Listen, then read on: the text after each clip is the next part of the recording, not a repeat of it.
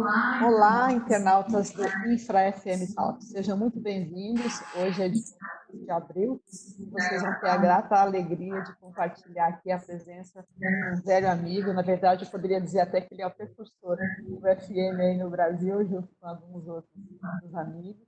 O José Campos Camargo é diretor da Interface Facility Management e também ele é consultor, né, junto com outros consultores, que pertence ao grupo do International Facility Management Association, conhecido como IFMA. José, seja muito bem-vindo, é uma alegria tê-lo aqui, pena que estamos longe, mas é uma alegria também poder compartilhar a sua visão aqui com os nossos internautas. Seja bem-vindo. Obrigado, Bia, pelo convite. É uma honra poder me juntar a tantos outros profissionais devidamente liderados por você, profissionais que conhecem um pouco da nossa história, que estão sentindo direto ou indiretamente os impactos do momento que a gente vive e, sem dúvida alguma, podem alinhavar e propor seguramente caminhos e visões sejam ricas e que sejam colaborativas para a tomada de posição. As empresas estão ainda um pouco zonzas pela crise, né? Zonzas pela crise, mas, é claro, já estão trabalhando nesse sentido. Então, eu estou feliz de poder colaborar com vocês. Longe, perto do coração e longe fisicamente, mas em termos de tecnologia nós estamos muito próximos. Então, quais são os temas que eu acho que a gente pode tratar hoje? Eu tomaria até a liberdade de dizer o seguinte: a minha visão, a minha visão hoje e a minha sensação sobre o momento que nós estamos vivendo, no primeiríssimo plano, se rege por dois grandes líderes da humanidade, e acho que foram facilities também na época deles. Um deles foi Sócrates, que dizia que tudo que ele sabia é que ele não sabia nada. E é o que nós vivemos hoje. Nós temos um tsunami de informações, mas a gente não sabe exatamente como serão as coisas daqui a pouco. Segundo líder que eu também acho que está presente no momento de hoje é Charles Darwin, e através de toda a sua pesquisa e o seu trabalho de seleção das espécies, de certa maneira explica que o que a gente está vivendo no mundo todo hoje é uma oportunidade em que as espécies se depuram, né? Se selecionam naturalmente e, evidentemente, em toda competitividade há mortos e feridos. Então, eu acho que esses dois balizamentos é importante que a gente coloque no negócio. O que está acontecendo? Quais são os grandes impactos hoje desse negócio? Primeiro, na política, a gente está vendo aí de uma maneira totalmente exposta, né, como é que lidam os chineses, os americanos, alemães e também os nossos líderes brasileiros. Cada um interpreta de sua maneira, mas junto com as ações existe muita fragilidade. O segundo impacto é na comunidade. Eu acho que nós estamos vivendo aqui hoje se expressa principalmente em uma coisa chamada solidariedade e uma segunda coisa chamada cidadania. Eu acho que é um momento, sim, que a gente começa a repensar e reavaliar qual é a postura cidadã do brasileiro hoje, a nossa postura individual, e quanto essa postura pode ser para... Isso é muito bom que você pontuou aí sobre a importância da solidariedade, da cidadania, né? A gente até te convidou, porque você é uma pessoa que está há muito tempo no mercado, e a gente gostaria de ouvir de você quais são as oportunidades que o Facility Manager hoje pode dar às companhias, considerando principalmente o assunto home office versus o valor do real estate dentro das organizações. Bom, a crise atinge as empresas em vários momentos. Nós temos um redesenho geral do orçamento nacional, o orçamento do país que impacta efetivamente as empresas. Nós temos uma queda geral da atividade econômica do mercado, nós temos uma nova relação empresarial. Os advogados estão dizendo que, passada essa fase da solidariedade, virá a fase da judicialidade. As empresas vão esquecer suas amizades, vão dizer: meu amigo, eu não posso pagar isso porque o que você me entregou não está conforme combinado. Temos que nos preparar para um embate contencioso muito importante. Então, logo passe esses 90 dias, esses míseros R$600 que o governo está distribuindo por aí.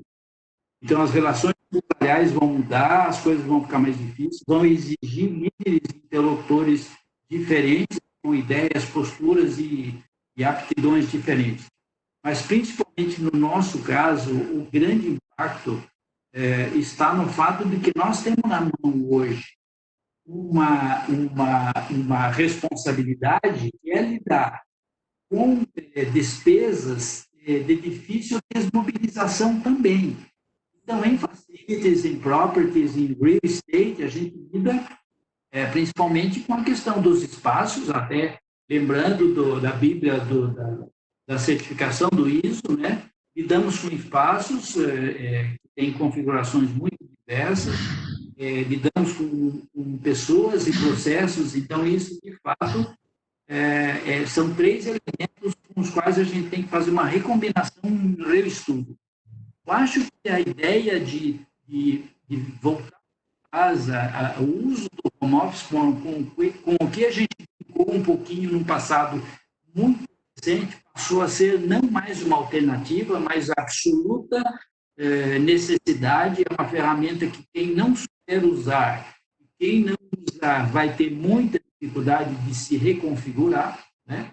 Por quê? Porque nós estamos exatamente passando aquilo que o IFMA já vem pregando há algum tempo atrás, aquele conceito de workplace, ou seja, o lugar onde a empresa acontece, para o conceito de workforce, ou seja, os processos e as energias que são mobilizadas para que a empresa exista, entregue os seus resultados e atenda os seus acionistas, né? Então, a ideia do home office para nós, qualquer que seja a configuração que a gente tenha, e nós temos desafio por isso, mas primeiro, o home office tem uma capacidade de responder de forma muito pragmática a uma demanda que é uma das mais caras da vida empresarial e do nosso negócio, que é a demanda de espaço, é a demanda imobiliária, né?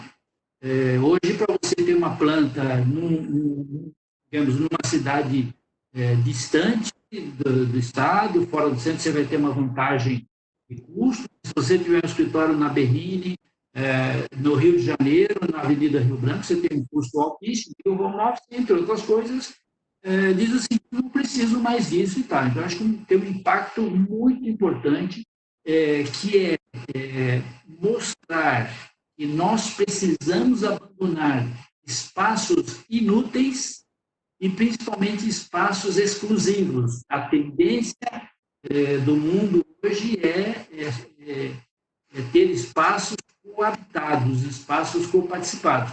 Então, esse é o primeiro aspecto. O segundo, nós vamos ganhar com o home office tempo. A gente gasta hoje muito tempo entre uma ação e outra ação empresarial. A outra coisa é uma apologia dos recursos digitais, ou seja, aquele computador, aquele aplicativo que eu não usava porque não tinha muito interesse, passou a ter o seu valor. E, principalmente, um outro resultado indireto é a questão da qualidade dos agentes. Ter mais liberdade de trabalho, saindo do escritório entendido como aquele confinamento físico, indo para um outro escritório, que é um confinamento digital, ou tem limites digitais. Isso dá a todos nós profissionais um conforto muito grande do ponto de vista da disciplina, do ponto de vista do estabelecimento de prioridades e, principalmente, do ponto de vista da minha vida pessoal, né? Então, o grande desafio que vem por trás do home office, que é uma coisa sensacional, é uma grande oportunidade, é o seguinte: primeiro, qual é a nossa capacidade de desmobilizar e de flexibilizar utilizar os espaços físicos que temos hoje. O que eu vou fazer com esse escritório da Berrini, lá da Faria Lima, e 600 metros quadrados, pagando R$ 250 o metro quadrado? Como é que eu vou desmobilizar isso? É um grande desafio. As pessoas, os burocratas, principalmente ainda, estão muito mal acostumados com o tapete vermelho, com a moça do café servindo o cafezinho, e agora o café vai ser lá em casa. A minha mulher vai fazer, ou a minha empregada vai fazer, se eu tiver condições de sustentar a minha empregada. A segunda coisa é a questão da tecnologia. Ir para casa significa ter recursos à sua disposição que sejam eficientes para que você possa fazer o seu trabalho e produzam efetivamente um nível de comunicação e de informação muito eficaz, né? Então, a questão da tecnologia. A outra coisa que vai mudar, e é um desafio para nós, Léa, é a forma de nos comunicar. Nós estamos um pouquinho habituados com o e-mail, estamos habituados com as reuniões na casa do cliente, ou as reuniões com os colegas da diretoria ou da operação. Como é que vai ser a nossa manifestação? Como é que a gente vai conversar com o empresarial a partir do momento que eu estou distante dele fisicamente? Não é verdade? Então, essa mudança também da forma de comunicação nos impõe a nós, profissionais, estudar um pouquinho. Eu vou ligar para um determinado cliente, vou mandar um e-mail para ele, vou fazer uma chamada de chat, uma videochamada. Quer dizer, esse é um reestudo, é uma reconfiguração do modo como eu falo, do modo como eu escuto, do modo como eu sou percebido pelos meus interlocutores, sejam meus parceiros de trabalho, sejam meus clientes, assim por diante. E, por último, pode ser uma coisa muito simplesinha, mas não é, nem todo mundo tem casas enormes com escritórios coloridos com vidros de âmbar, né? Às vezes, o meu escritório nada mais é do que o notebook que eu coloco no braço e sento aí em algum lugar para trabalhar. Então, cada um de nós agora, para poder realmente utilizar essa alternativa, esse processo de home office, cada um de nós terá que redisciplinar um pouquinho, não só como eu uso o meu tempo em casa, como eu vivo com a minha família em casa, que em muitos casos também terá necessidade de fazer algumas adaptações. A minha esposa, que trabalha numa empresa, também agora está em casa, mas principalmente como organizar o tempo, né?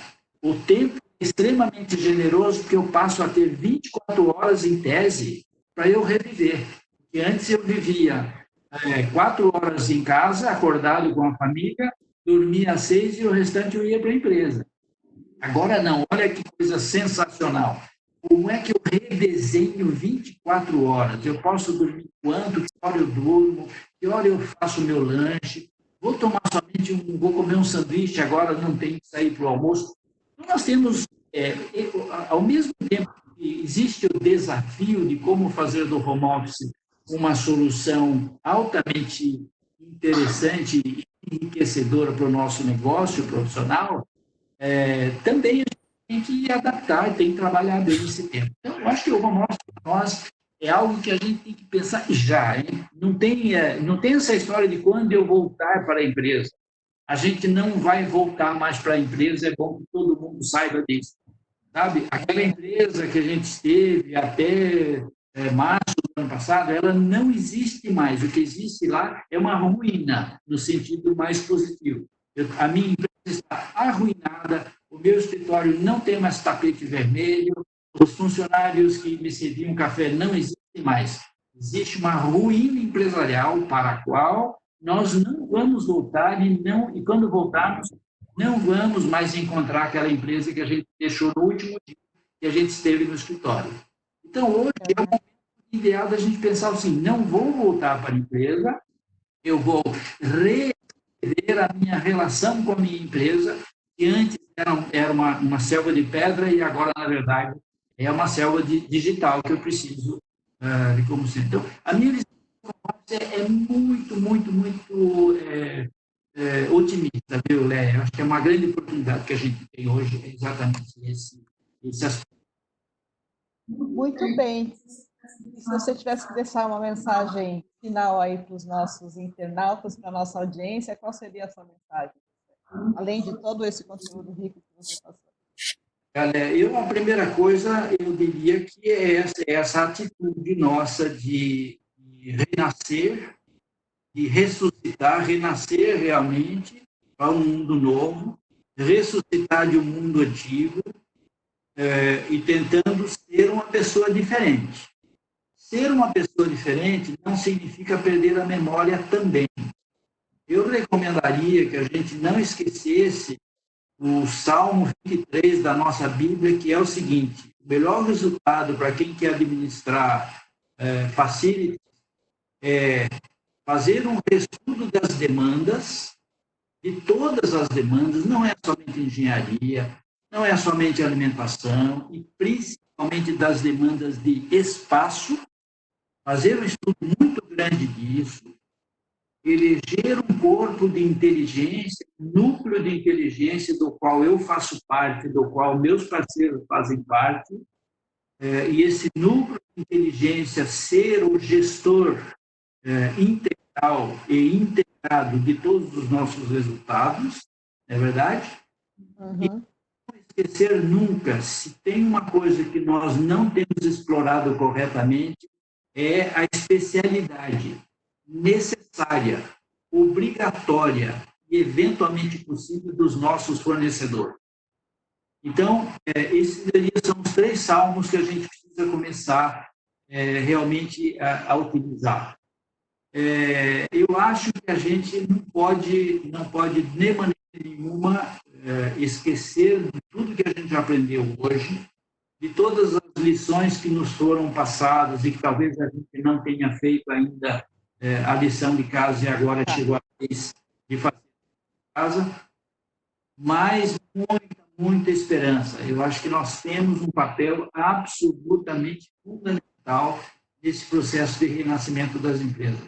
Acho que a gente precisa ter confiança, precisa acreditar, as crises passam, nós nos adaptamos a elas, daqui a pouco teremos vacinas e tudo. O importante é que nós profissionais, temos que tomar também a nossa vacina, né? Para uma crise que é a crise da comodidade, a crise da má educação, da má informação, da preguiça, do trabalho isolado. Então, agora nós temos que mudar a nossa... Eu estou muito otimista, Léo, e espero que isso... Eu também. De todo mundo.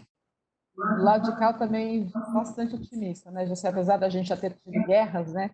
Sobrevivemos a tantas guerras que já tivemos aí no passado, né? Por que nós não vamos sobreviver a essa? Acho que nesse momento estamos num mundo com muito mais habitantes, acho que muito mais gente para cuidar, e talvez aí seja realmente o nosso maior desafio.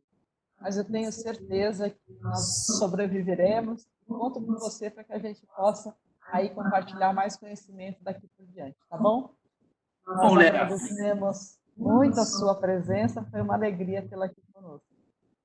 Então, só para concluir, já que você falou em guerra, eu não me esqueço nunca da história de Alexandre Magno, que quando pediu para um assistente verificar qual era a capacidade bélica do inimigo, o assistente voltou dizendo: meu caro Alexandre, os inimigos têm tantas flechas que são capazes de encobrir o sol. E em seguida ele disse: ótimo, vamos combater na sombra. Um grande abraço a todos. Abraços.